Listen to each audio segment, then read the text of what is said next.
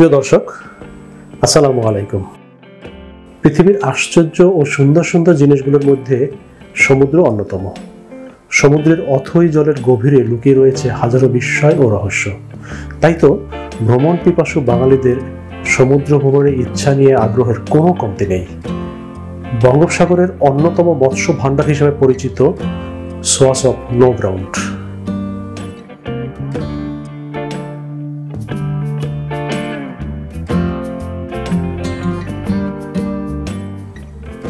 বিশাল বিশাল তিমি,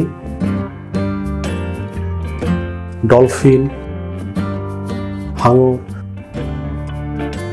কচ্ছপ আর বিরল প্রজাতির জলজ প্রাণীর অভয়ারণ্য সোয়াস অফ নো গ্রাউন্ড। আগামী দিনে বাংলাদেশের সমুদ্র ভ্রমণের অপার সম্ভাবনার এক নাম এই সোয়াস অফ নো গ্রাউন্ড। বাংলাদেশের দক্ষিণ পশ্চিমে সুন্দরবনের দুবলার চর থেকে মাত্র 30 কিলোমিটার দক্ষিণে গেলেই দেখা মিলে নীল জলরাশির বিস্তীর্ণ রাজ্য। এরই নাম সোয়াস অফ নো গ্রাউন্ড। বঙ্গোপসাগরের 1,73,800 হেক্টর এলাকা নিয়ে গঠিত সংরক্ষিত এলাকা এই সোয়াস অফ নো গ্রাউন্ড। পৃথিবীর 11তম গভীর সমুদ্র খাত। আয়তনে এটি 6টি ঢাকা মেট্রোপলিটনের সমান।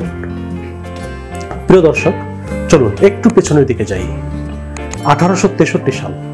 বেশ কয়েকদিন ধরে বঙ্গোপসাগরে জাহাজে চড়ে অনুসন্ধান চালাচ্ছেন একদল ব্রিটিশ গবেষক। সঙ্গে ছিলেন একদল জরিপকারীও। বিপুল পরিমাণ ধনরত্ন সহ ভারত থেকে ব্রিটেন যাবার পথে ঝড়ের কবলে পড়ে নিখোঁজ হয়ে যায় 212 টন ওজন বিশিষ্ট একটি গানবোট। গ্যাটফ্লাই নামে সেই গানবোটটির খোঁজেই তাদের এই অভিযান। সুন্দরবন থেকে প্রায় 200 কিলোমিটার পর্যন্ত চলে তাদের অভিযান। অনেক চেষ্টার পরে অবশেষে গ্যাটফ্লাই ডুবে যাওয়ার সম্ভাব্য স্থানটি আন্দাজ করা যায়, কিন্তু সেটি উদ্ধারের কোনো আশা ওই ব্রিটিশ গবেষকদের কাছে আর অবশিষ্ট ছিল না। জেলেদের কাছে জায়গাটি পরিচিত নাইবাম নামে, যার অর্থ তলাবিহীন, মানে এর তলের কোনো হিসাব নাই। ব্রিটিশ গবেষকরাও তাদের বিলেতি যন্ত্রপাতি দিয়ে এই নাইবামের তলা খোঁজার চেষ্টা করে ব্যর্থ হন। তখন তারা মনে করেছিলেন আসলেই এর বুঝি কোনো তল নেই। তাই তো তারা এর নাম দিয়েছিলেন সোয়াস অফ নো গ্রাউন্ড, বাংলায় যাকে বলে অতল স্পর্শী।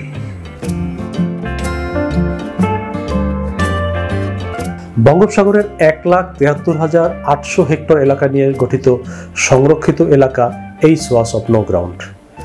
বিশ্বের বৃহত্তম এই ডুবো গিরিখাত সৃষ্টি হয়েছিল 1,25,000 বছর কিংবা তারও আগে। তবে তখনই কিন্তু এটি সবার নজরে আসেনি। নজরে এসেছে এই কিছুদিন আগে, 2014 সালে।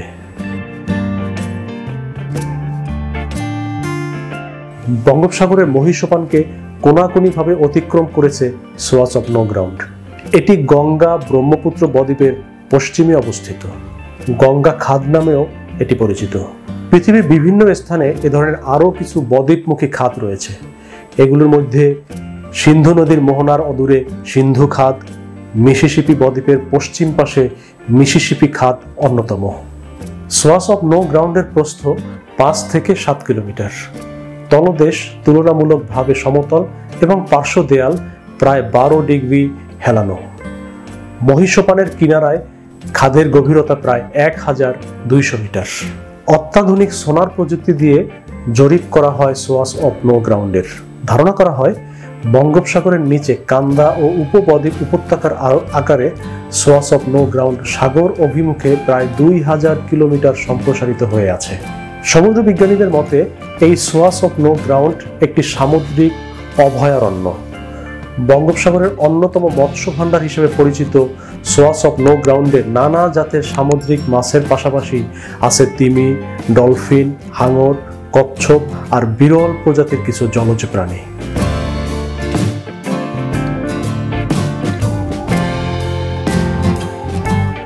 বিস্তীর্ণ এই এলাকাটি বিরল জীববৈচিত্র্যের নিরাপদ প্রজনন কেন্দ্র, যা প্রস্তাবিত ব্লু ইকোনমির জন্য হয়ে উঠতে পারে বিশেষ গুরুত্বপূর্ণ। সম্প্রতি এই এলাকায় সরেজমিন অনুসন্ধান চালিয়ে এমন তথ্য দিচ্ছেন গবেষকরা।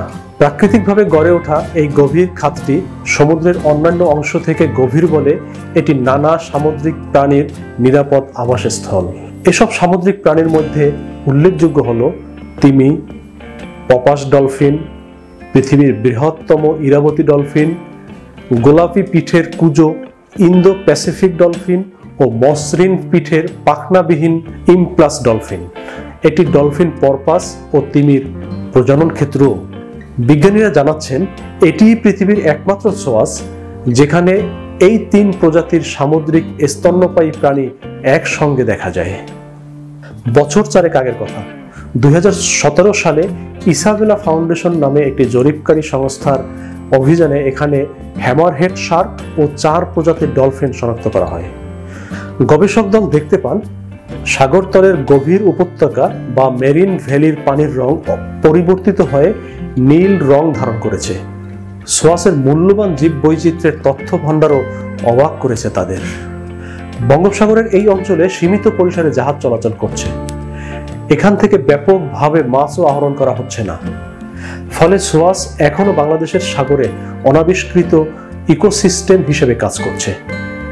এখানে এমন কিছু প্রাণীর সন্ধান পাওয়া গেছে যেগুলো পৃথিবীর বিলুপ্তির তালিকায়। বঙ্গোপসাগরের এই অঞ্চলটি বিশ্বের অন্যান্য অঞ্চলের চেয়ে ইকোলজিক্যালি, জিওলজিক্যালি, হাইড্রোলজিক্যালি এবং আন্তর্জাতিক বায়োডাইভার্সিটি হটস্পটও। বিভিন্ন গবেষকদের তথ্য থেকে জানা গেছে 1914 সালের 27 অক্টোবর এই এলাকাটিকে বাংলাদেশের প্রথম মেরিন প্রোটেক্টেড অঞ্চল হিসেবে ঘোষণা করা হয়। প্রাথমিকভাবে ডলফিন, তিমি, হাঙর দেখে এই জরিপ করা হয়েছিল। কিন্তু পানির নিচে যে জীব বৈচিত্র্য আছে, বিশেষ করে ঝিনুক, শামুক, সাপ, সিউইডস, এসবের তথ্য সংগ্রহ করার প্রয়োজন এখনো রয়েছে। আর সোয়াসের পানি খুবই পরিষ্কার। এই পানির গুণগত মান শ্রীলঙ্কা, ভারত, মিয়ানমার ও মালদ্বীপের চেয়েও উন্নত। আর তাই এটি এই অঞ্চলের জন্য ইকোলজিক্যাল ফিল্টার হিসেবেও কাজ করছে। সোয়াস অফ নো গ্রাউন্ড হতে পারে বাংলাদেশের সম্ভাবনাময় পর্যটন কেন্দ্র। ভ্রমণ পিপাসুদের জন্য আকর্ষণীয় এক স্থান হলো সোয়াস অফ নো গ্রাউন্ড। গভীর সমুদ্র কিংবা সমুদ্রের জীববৈচিত্র্য কিংবা সমুদ্রের বিশালতা দেখা যাদের আগ্রহ, তাদের জন্য এটি একটি পারফেক্ট জায়গা। এখানে পানির কাছাকাছি সিগালের অবস্থান দেখে বোঝা যায় ডলফিন ও তিমি কোথায় আছে। দৈত্যাকার তিমির উপস্থিতি মুহূর্তে শরীরে কাঁপন ধরিয়ে দিলেও সৃষ্টির কাছে এমন রহস্য কাছ থেকে দেখে নিজেকে পরম সৌভাগ্যবানই মনে হয়। এছাড়া সামুদ্রিক রহস্যময় জীবজগতের মধ্যে এখানে দেখা যায় অন্তত 10 প্রজাতির পাখি, 30 প্রজাতির মাছ সহ আরো নানা জাতের প্রাণী।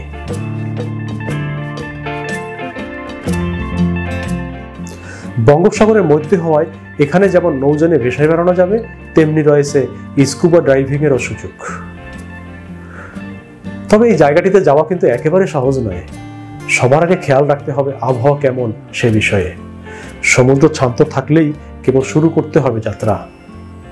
যাওয়ার বাহনও হতে হবে গভীর সমুদ্রে ভ্রমণ উপযোগী।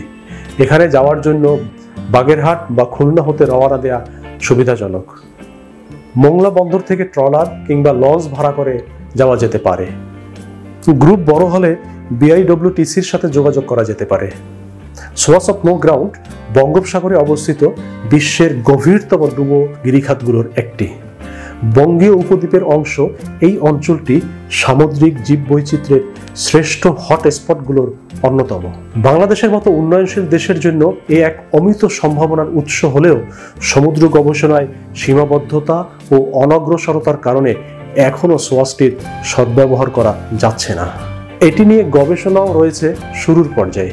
ব্যাপক গবেষণা চালালে হয়তো বিস্ময়কর অনেক কিছুই পাওয়া যাবে এখানে।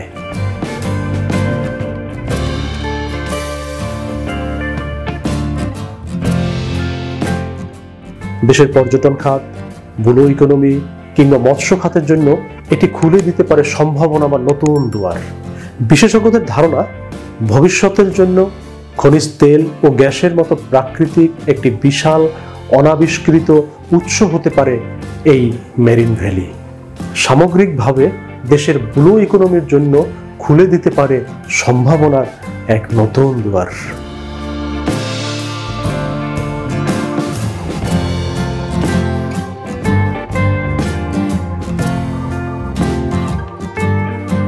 ধন্যবাদ সবাইকে। ধন্যবাদ আমাদের সাথে শেষ পর্যন্ত থাকার জন্য। আসসালামু আলাইকুম।